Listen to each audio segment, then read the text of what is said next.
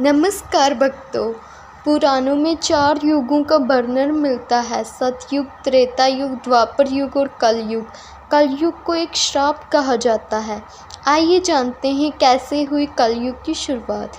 जब धर्मराज युधिष्ठिर अपना पूरा राजपाट परीक्षित को सौंपकर अन्य पांडवों और द्रौपदी सहित महाप्रयाण हेतु हिमालय की ओर निकल गए थे, उस समय धर्म बैल का रूप लेकर गाय के रूप में बैठी पृथ्वी देवी से सरस्वती नदी के किनारे मिलने आए। पृथ्वी को दुखी देखकर धर्म ने उनसे उनकी परेशानी का कारण पूछा। इस पर पृथ्वी देवी ने कहा, तुम तो सब जानते हो, भगवान श्री कृष्ण के सब दाम जानने की वजह से कलयुग ने मुझ पर कब्जा कर लिया है। पहले भगवान के चरण मुझ पर पड़ते थे, जिसकी वजह से मैं खुद को सौभाग्यशाली मानती थी, पर अब मेरा सौभाग्य खत्म हो चुका है।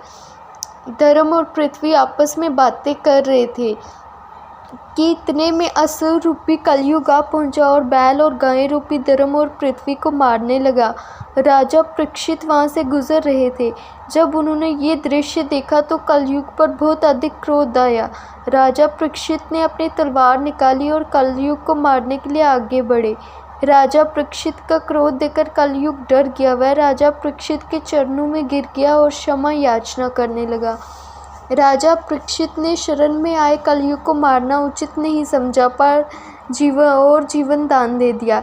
किंतु राजा परीक्षित ने कहा, अधर्म, पाप, झूठ, चोरी, कपट, दरिद्रता का मूल कारण तू ही है, इसलिए तू मेरे राज्य से चला जा और कभी लौट कर मत आना। कलयुग ने कहा, पूरी पृथ्वी पर आपका ही निवास है, ऐसे में मुझे रहने के लिए स्थान प्रदान करें।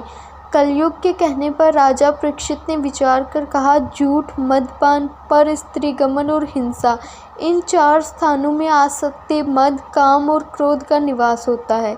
इन 4 स्थानों पर तुम रह सकते हो। कलयुग बोला, ये 4 स्थान मेरे रहने के लिए पर्याप्त नहीं है।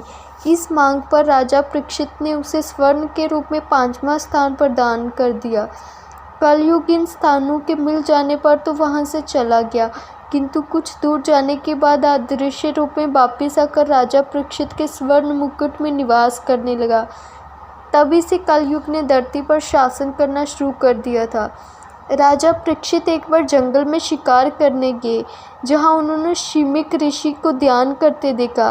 राजा परीक्षित शिमिक ऋषि से पीने के लिए पानी मांगते हैं, लेकिन ऋषि ध्यान में थे, इसीलिए उन्होंने राजा की बात का कोई उत्तर नहीं दिया। राजा परीक्षित के सिर पर विराजमान कलयुग के प्रभाव से राजा ने इसे अपना अपमान समझा। गुस्से के कारण राजा परीक्षित ने ऋषि के गले में मरा हुआ सांप डाल दिया।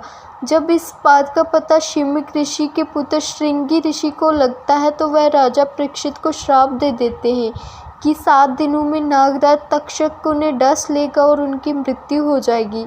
श्राप के कारण राजा को 7 दिनों के बाद नागराज तक्षक ने डस लिया और उनकी मृत्यु होगी। राजा परीक्षित की मृत्यु के बाद से ही कलयुग की शुरुआत मानी जाती है।